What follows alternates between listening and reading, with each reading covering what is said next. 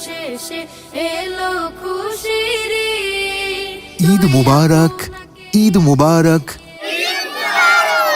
প্রতি বছরের মতো আস-সুন্নাহ ফাউন্ডেশন এবারও ঈদগাহে ঈদের জামাতের সাথে ঈদ আনন্দের ব্যবস্থা করেছে।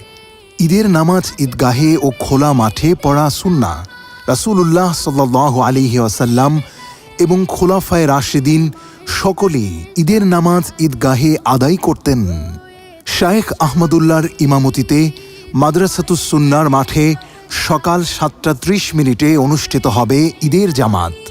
আফতাবনগর গেট থেকে থাকবে সীমিত পরিসরে পরিবহন ব্যবস্থা।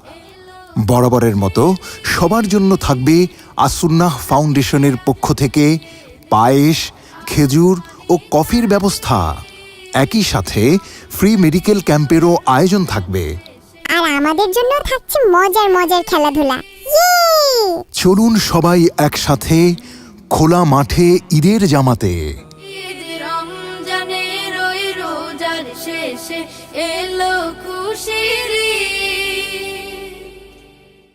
আস-সুন্নাহ ফাউন্ডেশন, উম্মার স্বার্থে সুন্নাহর সাথে।